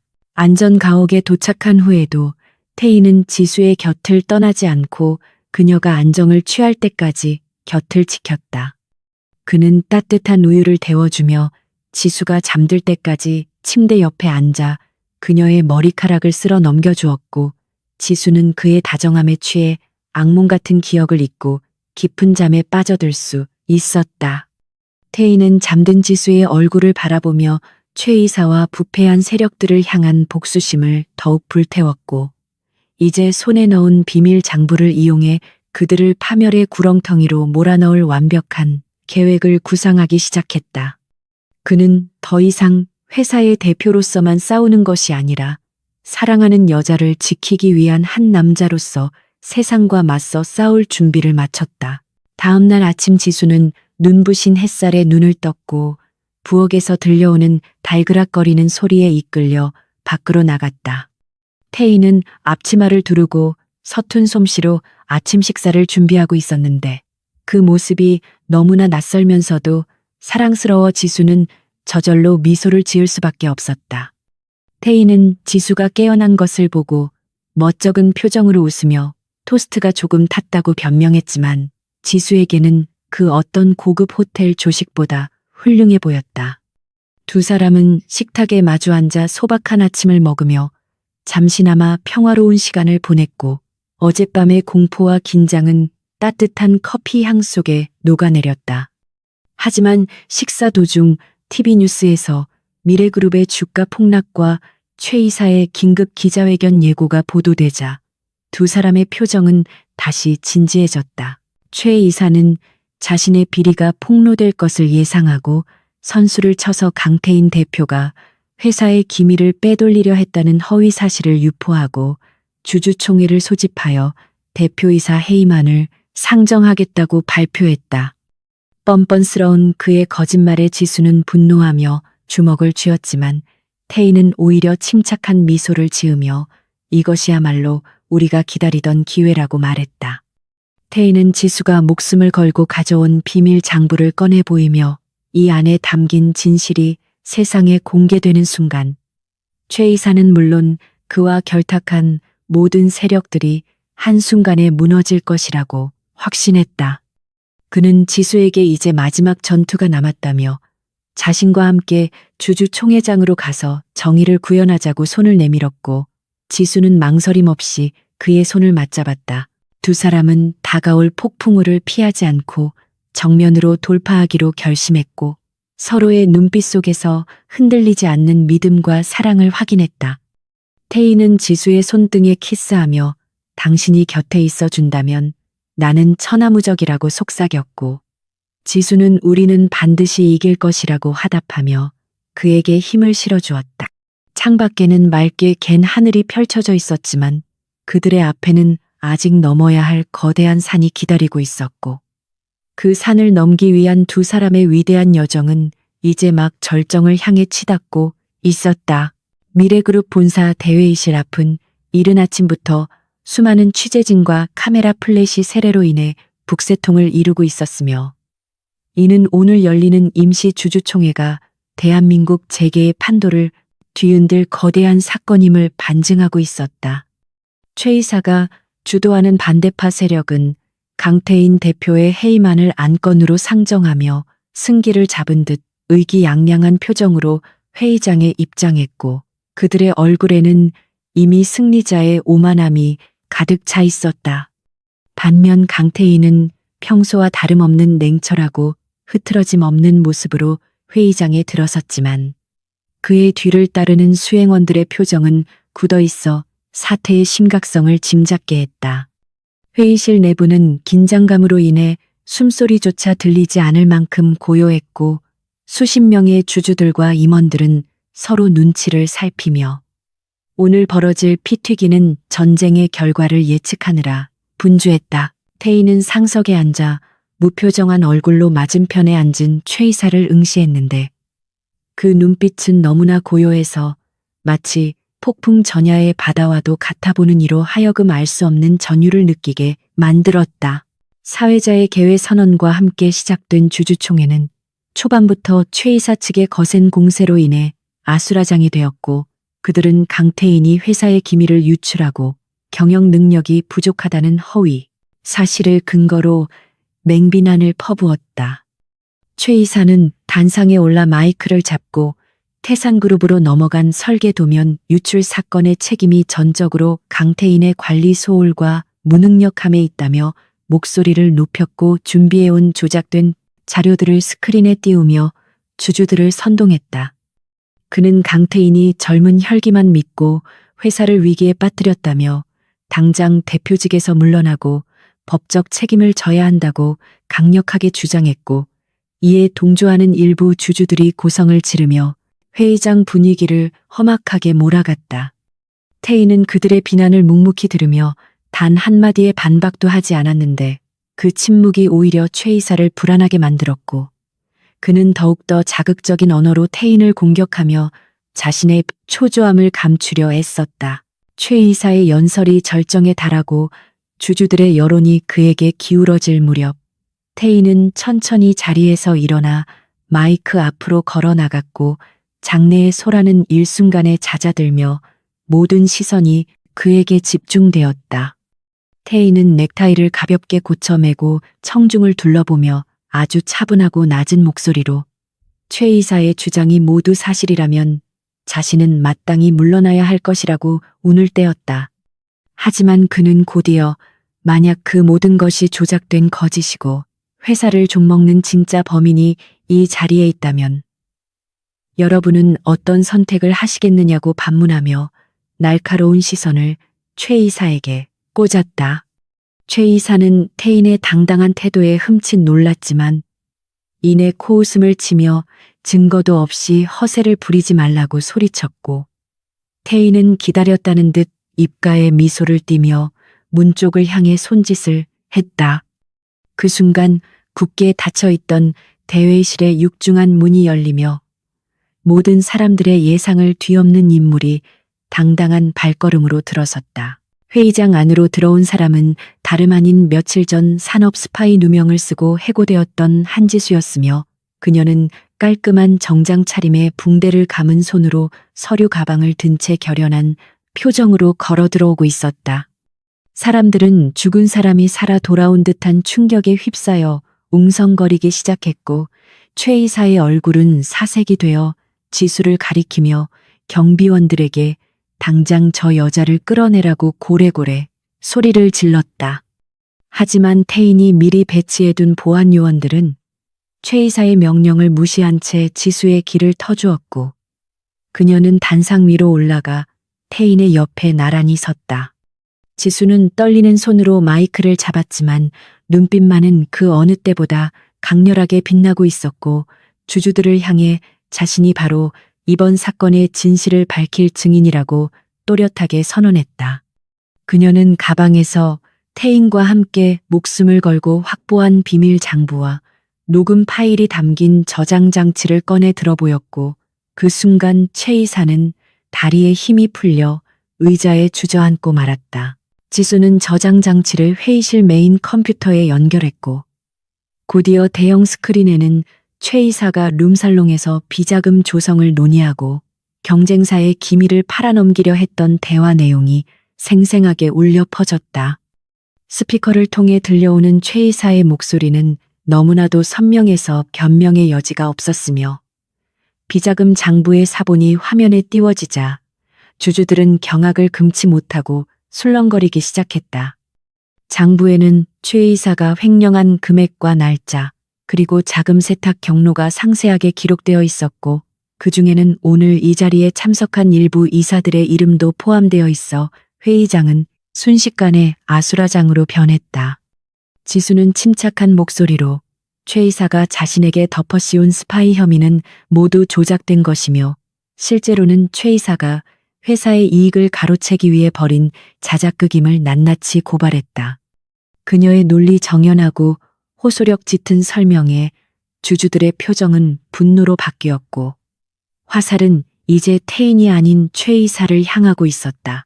궁지에 몰린 최 이사는 갑자기 자리에서 벌떡 일어나 스크린을 가리키며 저것은 모두 조작된 가짜이며 함정이라고 발악하듯 소리쳤지만 이미 대세는 기울어진 뒤였다. 태인은 마이크를 잡고 최 이사를 향해 태기를 박듯 지난번 유출되었다는 설계 도면은 자신이 미리 심어둔 가짜 데이터였으며 태산그룹은 그 가짜 도면을 바탕으로 공장을 가동했다가 막대한 손실을 입게 될 것이라고 폭로했다. 태인의 치밀한 덫에 걸려들었다는 사실을 깨달은 최 이사는 얼굴이 불그락불그락해져서 태인에게 달려들려 했지만 대기하고 있던 검찰 수사관들이 회의실로 들이닥치며 그를 제압했다. 수사관들은 최 이사와 공모한 임원들에게 횡령 및 배임 혐의로 체포영장을 제시했고 수갑이 채워지는 차가운 금속음이 회의실의 정적을 깨뜨렸다. 최 이사는 끌려나가면서도 끝까지 태인과 지수를 저주하며 고함을 질렀지만 문이 닫히며 그의 목소리는 영원히 사라지게 되었다. 모든 소동이 끝나고 회의장에는 무거운 침묵만이 남았지만 그 공기는 이전과는 달리 맑고 깨끗하게 정화된 느낌이었고 주주들은 태인을 향해 경애와 신뢰가 담긴 박수를 보내기 시작했다. 태인은 주주들에게 깊이 허리 숙여 사과하며 이번 일을 계기로 회사를 더욱 투명하고 공정하게 경영할 것이며 자신을 도와 큰 공을 세운 한지수 씨에게 감사를 표한다고 공식적으로 언급했다. 수백 명의 시선이 지수에게 쏠렸고 그녀는 쑥스러운 듯 고개를 숙였지만 가슴속에서는 뜨거운 벅차오름을 느꼈다. 며칠 전만 해도 범죄자 취급을 받으며 쫓겨났던 곳에서 이제는 회사를 구한 영웅으로 인정받게 된 이 드라마틱한 반전의 지수는 눈시울이 붉어지는 것을 참을 수 없었다. 태희는 연설을 마치고 지수에게 다가와 따뜻한 눈빛으로 바라보며 고생했다는 말 대신 묵직한 악수를 건넸고 두 손이 맞닿은 순간 두 사람 사이에는 말로 다 할 수 없는 전우애와 깊은 애정이 오고 갔다. 주주총회가 성공적으로 마무리되고 태희는 회장실로 돌아와 창밖을 내려다보며 긴장이 풀린 듯 넥타이를 느슨하게 풀었고 지수는 그런 그에게 다가와 따뜻한 차를 건넸다. 태희는 차를 받아들고 지수를 소파에 앉히며 상처는 괜찮냐고 물었고 지수는 이제 하나도 아프지 않다고 웃으며 대답했다. 그는 지수에게 정식으로 복직 발령을 낼 것이며 직책은 비서실장이 될 것이라고 말했는데 이는 파격적인 승진이자 그녀에 대한 절대적인 신뢰의 표현이었다.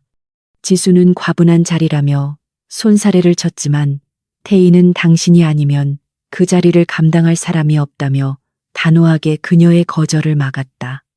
태희는 지수의 손을 잡고 이제부터가 진짜 시작이라며 무너진 회사의 기강을 바로잡고 새로운 미래를 만들어 가자고 제안했고 지수는 그의 든든한 파트너로서 최선을 다하겠다고 약속했다.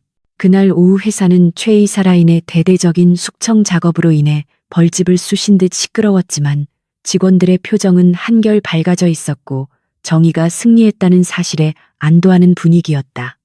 지수는 자신의 자리로 돌아와 짐을 정리하며 책상 위에 놓인 명패를 어루만졌는데 비서실장 한지수라는 글씨가 새겨진 새 명패가 그녀의 가슴을 뛰게 만들었다. 동료들은 지수에게 몰려와 그동안 오해해서 미안하다며 사과를 건넸고 지수는 웃으며 그들을 받아주었지만 그녀의 눈은 쉴 새 없이 태인의 집무실 쪽을 향하고 있었다. 태인은 유리창 너머로 그런 지수를 지켜보며 흐뭇한 미소를 짓고 있었고 두 사람의 시선이 마주칠 때마다 사무실 안에는 달콤한 기류가 흘러 지나가는 사람들의 부러움을 샀다. 이제 더 이상 숨길 것도 피할 것도 없는 두 사람은 서로의 존재가 얼마나 소중한지 뼈저리게 느끼고 있었다. 저녁이 되자 태희는 지수에게 데이트를 신청했고 두 사람은 수행원도 없이 단둘이서 차를 타고 도심을 빠져나와 한적한 강변으로 향했다. 강물 위로 비치는 야경을 바라보며 걷던 태희는 갑자기 걸음을 멈추고 지수를 마주보며 주머니에서 작은 벨벳 상자를 꺼냈다. 그는 반지를 꺼내 지수의 손가락에 끼워주는 대신 그녀의 손바닥에 올려놓으며 이것은 약속의 증표라고 말했고 지수는 놀란 눈으로 그를 올려다보았다. 태희는 아직은 프러포즈가 아니라 우리가 함께 이겨낸 시간들을 기억하고 앞으로 함께할 시간들을 기약하는 의미라며 지수가 준비가 될 때까지 기다리겠다고 고백했다. 지수는 반지를 꽉 쥐며 눈물을 글썽였고 태인의 품에 안겨 세상에서 가장 행복한 미소를 지었다. 강바람이 두 사람의 머리카락을 흩날리게 했지만 서로의 체온이 있어 춥지 않았고 그들은 그렇게 한참 동안 서로를 안고 있었다. 다음 날 아침 뉴스는 미래그룹의 경영권 분쟁이 강태인 대표의 완승으로 끝났다는 소식을 대대적으로 보도했고 최 이사의 구속 장면은 국민들에게 통쾌함을 선사했다. 태인은 기자회견을 열어 투명 경영을 선포하고 사회 환원 계획을 발표했는데 그의 옆에는 항상 지수가 그림자처럼 보좌하고 있어 세간의 이목을 집중시켰다. 사람들은 젊고 유능한 CEO와 그를 보좌하는 미모의 비서실장에게 열광했고 두 사람은 재계의 아이콘으로 떠올랐다. 하지만 화려한 스포트라이트 뒤에서 두 사람은 여전히 티격태격하며 일에 매진했고 때로는 탕비실에서 몰래 손을 잡으며 비밀사내 연애의 스릴을 즐기기도 했다. 태희는 업무 중에도 수시로 지수를 호출하여 시시콜콜한 잡담을 나누거나 피곤하다며 어깨를 빌려달라고 어리광을 부렸고 지수는 그런 그를 타박하면서도 못 이기는 척 받아주었다. 어느 날 늦은 밤 야근을 하던 지수는 태인의 책상 서랍에서 낯익은 물건을 발견했는데 그것은 바로 두 사람이 처음 만났던 호텔 레스토랑의 영수증이었다. 영수증 뒷면에는 물벼락 맞은 날 이 여자를 절대 놓치지 않겠다는 태인의 친필 메모가 적혀 있었고 지수는 그것을 보고 빵 터져서 웃음을 멈출 수 없었다.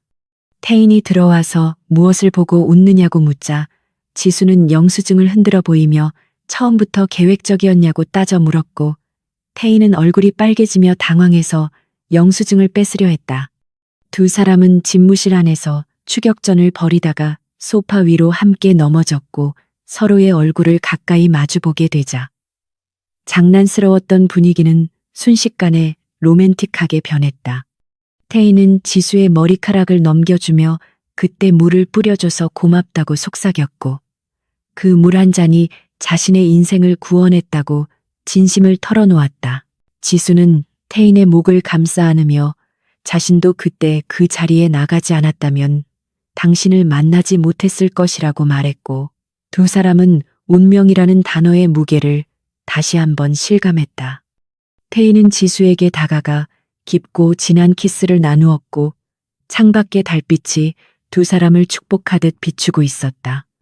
이제 그들 앞에는 그 어떤 장애물도 없었고 오직 서로를 향한 믿음과 사랑만이 남아 있었다.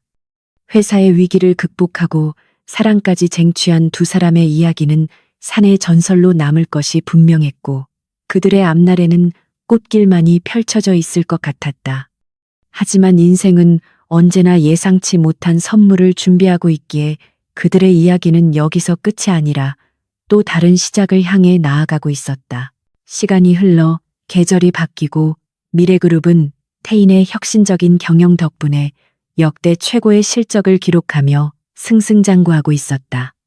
지수 역시 비서실장으로서 탁월한 능력을 발휘하며 임원들 사이에서도 인정받는 실세가 되었고 누구도 그녀의 과거를 문제 삼지 않았다. 그러던 어느 날 지수는 몸에 이상을 느끼고 병원을 찾았는데 의사로부터 임신이라는 놀라운 소식을 듣게 되었다. 지수는 기쁨과 걱정이 교차하는 마음으로 초음파 사진을 들고 회사로 돌아왔고 태인에게 이 사실을 어떻게 알릴지 고민에 빠졌다. 그녀는 오늘 저녁 특별한 이벤트를 준비하여 태인을 놀라게 해주기로 결심했고 퇴근 시간이 되기만을 손꼽아 기다렸다.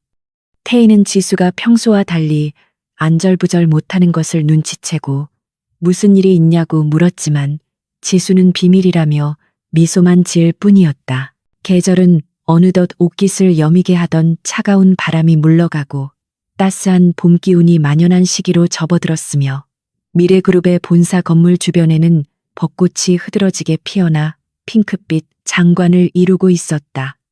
회사의 경영 정상화는 예상보다 훨씬 빠르게 진행되어 주가는 연일 최고치를 경신하고 있었고 강태인 대표의 혁신적인 리더십은 재계 모범 사례로 꼽히며 연일 뉴스 지면을 장식했다. 비서실장 한지수는 이제 회사 내에서 없어서는 안 될 핵심 인물로 자리 잡았으며 그녀의 책상 위에는 결제를 기다리는 서류들이 산더미처럼 쌓여 있었지만 그녀의 표정은 그 어느 때보다 여유롭고 평온해 보였다. 하지만 그녀의 마음속에는 오늘 저녁 태인에게 전해야 할 엄청난 소식 때문에 하루 종일 나비가 날아다니는 듯한 설렘과 긴장감이 공존하고 있었다. 지수는 가끔씩 아랫배에 손을 살며시 얹으며 입가에 번지는 미소를 감추느라 애를 먹었고 혹시라도 태인에게 들킬까봐 평소보다 더욱 업무에 열중하는 척 연기를 해야만 했다. 오후 늦게 집무실 문이 열리고 태인이 걸어 나왔는데 그는 말끔한 슈트 차림에 한 손에는 재킷을 들고 있었고 지수를 바라보는 눈빛에서는 꿀이 떨어질 듯한 다정함이 흘러넘쳤다. 그는 지수의 책상 모서리에 걸터 앉아 퇴근 준비는 다 되었냐고 물으며 오늘 저녁 식사 장소는 자신이 특별히 예약해 두었으니 기대해도 좋다고 윙크를 보냈다. 지수는 태인의 들뜬 모습에 혹시 그도 무언가 준비한 것이 아닌가 하는 예감이 들었지만 시치미를 뚝 떼고 알겠다고 대답하며 가방을 챙겨 자리에서 일어났다. 두 사람은 직원들의 눈을 피해 엘리베이터에 올랐고 문이 닫히자마자 태인은 지수의 손을 꼭 잡으며 오늘따라 왜 이렇게 예뻐 보이냐는 닭살 돋는 멘트를 서슴지 않고 날렸다. 지수는 얼굴을 붉히며 회사에서는 자제해달라고 부탁했지만 태인은 아랑곳하지 않고 그녀의 손등에 가볍게 키스하며 사랑꾼 면모를 과시했다. 태인의 차가 도착한 곳은 놀랍게도 두 사람의 악연이 시작되었던 바로 그 호텔의 프렌치 레스토랑이었고 지수는 익숙한 입구를 보자마자 풋하고 웃음을 터뜨렸다. 태인은 진지한 표정으로 오늘은 물잔을 미리 치워달라고 웨이터에게 부탁해야겠다며 농담을 던졌고 지수는 그때는 정말 죄송했다고 다시 한번 사과하며 즐겁게 웃었다. 안내받은 자리는 창가 쪽에 가장 전망이 좋은 곳이었고 창밖으로는 서울의 화려한 야경이 보석처럼 반짝이고 있어 로맨틱한 분위기를 한층 고조시켰다. 두 사람은 자리에 앉아 서로를 바라보며 지난 시간들을 회상했는데 처음 만났을 때의 살벌했던 분위기와 비교하면 지금의 평화로움은 마치 꿈만 같았다. 태인은 와인 대신 탄산수를 주문하며 오늘은 운전을 해야 해서 술은 생략하자고 했고 지수 역시 임신 사실 때문에 술을 마실 수 없었기에 속으로 안도하며 고개를 끄덕였다. 코스 요리가 하나씩 나오면서 두 사람의 대화는 자연스럽게 미래에 대한 이야기로 흘러갔는데 태인은 최근 추진 중인 신규 사업 계획과 함께 지수와 함께하고 싶은 버킷 리스트들을 나열하기 시작했다. 그는 일에만 파묻혀 사느라 놓쳤던 소소한 행복들을 지수와 함께라면 모두 누릴 수 있을 것 같다며 여행도 가고 맛집도 찾아다니자고 들뜬 목소리로 말했다.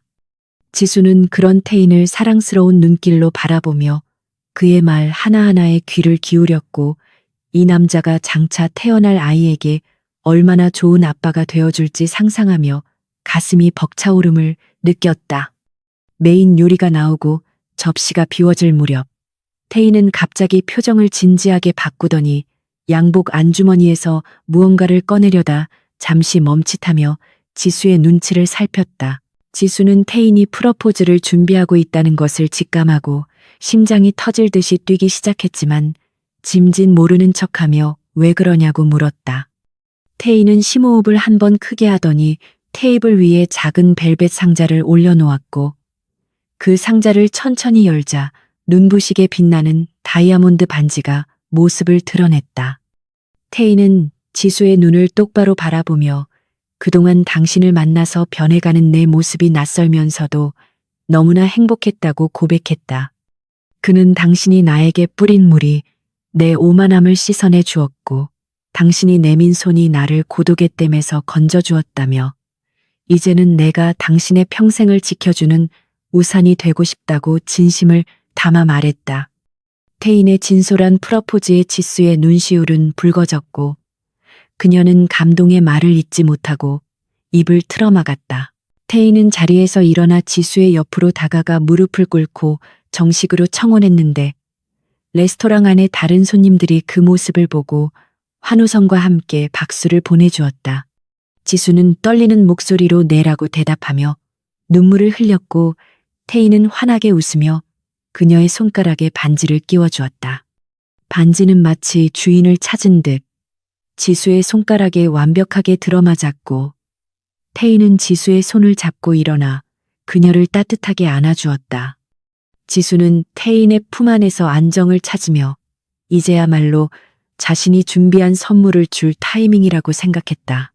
그녀는 가방에서 미리 준비해온 초음파 사진이 담긴 봉투를 꺼내 태인에게 건네며 이것은 내 대답이자 우리에게 찾아온 축복이라고 수줍게 말했다. 태인은 의아한 표정으로 봉투를 받아들었고 조심스럽게 그 안에 내용물을 꺼내 확인했는데 초음파 사진을 본 순간 그의 눈동자가 흔들리기 시작했다. 그는 사진과 지수의 얼굴을 번갈아 보며 입을 벌린 채 아무 말도 하지 못했고 너무나 큰 충격과 기쁨의 사고 회로가 정지한 듯 보였다. 잠시 후 상황을 파악한 태인의 눈에서 굵은 눈물방울이 뚝뚝 떨어지기 시작했고 그는 떨리는 손으로 사진을 어루만지며 정말이냐고 묻고 또 물었다. 지수가 고개를 끄덕이자 태인은 세상을 다 가진 듯한 표정으로 환호성을 지르며 지수를 번쩍 안아 올렸고 레스토랑 안의 사람들은 영문도 모른 채 다시 한번 축하의 박수를 보냈다. 태인은 지수를 조심스럽게 내려놓으며 고맙다고 사랑한다고 수없이 속삭였고 그의 눈물 젖은 얼굴은 지수가 본 모습 중 가장 아름답고 순수했다. 식사를 마치고 레스토랑을 나설 때 밖에는 보슬비가 내리고 있었는데 그것은 두 사람의 첫 만남을 상기시키는 비였지만 느낌은 전혀 달랐다. 예전의 비가 차갑고 불쾌한 기억이었다면 오늘의 비는 대지를 적시고 새 생명을 틔우는 축복의 비처럼 느껴졌다. 태인은 우산을 펴서 지수가 비를 맞지 않도록 세심하게 배려했고 자신의 어깨가 다 젖는 줄도 모르고 지수 쪽으로 우산을 기울였다. 두 사람은 빗속을 천천히 걸으며 아이의 태명을 짓느라 즐거운 설전을 벌였는데 태인은 튼튼하게 자라라는 의미에서 킹콩이라고 짓자고 했고 지수는 촌스럽다며 질색을 해 웃음꽃이 피어났다. 비에 젖은 거리는 가로등 불빛을 받아 반짝였고 두 사람의 그림자는 하나로 포개져 길게 늘어졌다. 그로부터 몇 년 후 미래그룹의 창립 기념일 행사가 열리는 날 태인은 회장으로서 단상에 올라 축사를 하고 있었고 그 옆에는 여전히 아름다운 미모를 자랑하는 지수와 그녀의 손을 잡고 있는 귀여운 남자아이가 서 있었다. 아이는 태인을 쏙 빼닮은 외모의 지수의 맑은 눈망울을 가지고 있었고 호기심 어린 눈으로 사람들을 바라보며 장난기 가득한 미소를 짓고 있었다. 태인은 연설 도중 잠시 말을 멈추고 지수와 아이를 바라보며 자신의 인생에서 가장 큰 성공은 미래그룹을 세계적인 기업으로 키운 것이 아니라 바로 저 두 사람을 가족으로 맞이한 것이라고 공개적으로 선언했다. 장내에는 뜨거운 박수갈채가 쏟아졌고 지수는 쑥스러워하는 태인을 보며 행복한 미소를 지었다. 행사가 끝나고 가족들은 한강 공원으로 나들이를 갔는데 아이는 잔디밭을 뛰어다니며 비눗방울을 쫓느라 정신이 없었고 태인과 지수는 벤치에 앉아 그 모습을 평화롭게 지켜보았다. 태인은 지수의 어깨에 머리를 기대며 그때 당신이 나에게 물을 뿌리지 않았다면 지금의 나는 어떤 모습이었을까 상상해 본다고 나직이 말했다. 아마도 여전히 차갑고 외로운 괴물로 살아가고 있었을 것이라며 태인은 고개를 저었고 지수는 태인의 손을 잡으며 운명은 때로는 짓궂은 장난처럼 찾아오지만 결국은 우리를 가장 필요한 곳으로 이끌어주는 것 같다고 대답했다. 태인은 지수의 말에 동의하며 그날의 물세례가 자신에게는 성수와도 같았음을 인정했다. 아이가 뛰어놀다가 넘어져 울음을 터뜨리자 태인은 쏜살같이 달려가 아이를 일으켜 세우고 흙을 털어주며 다정하게 달래주었고 지수는 그런 두 남자의 모습을 보며 세상 무엇과도 바꿀 수 없는 행복을 느꼈다. 지수는 하늘을 올려다보며 지나온 험난했던 시간들이 주마등처럼 스쳐 지나가는 것을 느꼈지만 그 모든 시련들이 있었기에 지금의 행복이 더욱 값지게 다가온다고 생각했다. 그녀는 더 이상 과거의 아픔이나 미래의 불안에 얽매이지 않고 지금 이 순간 사랑하는 사람들과 함께하는 현재를 온전히 즐기기로 마음먹었다. 태인이 아이를 목마 태우고 지수에게 다가와 활짝 웃으며 이제 집에 가서 맛있는 거 해먹자고 말했고 세 사람은 서로의 손을 잡고 집으로 향하는 길을 걸어갔다. 노을이 지는 강변을 배경으로 걸어가는 그들의 뒷모습은 한 폭의 그림처럼 아름다웠고 그들의 발걸음 하나하나에는 사랑과 신뢰 그리고 희망이 새겨지고 있었다. 악연으로 시작해 필연이 되고 마침내 운명으로 완성된 그들의 이야기는 세상의 수많은 연인들에게 진정한 사랑의 의미를 일깨워주는 전설이 되었다. 강태인과 한지수 그리고 그들의 아이가 만들어갈 내일은 오늘보다 더 찬란하게 빛날 것이며 그들의 사랑은 영원히 멈추지 않는 네버엔딩 스토리가 될 것임을 믿어 의심치 않았다. 세상은 여전히 시끄럽고 복잡하게 돌아가고 있었지만 그들의 작은 우주 안에서는 오직 행복만이 가득 차 흘러넘치고 있었다.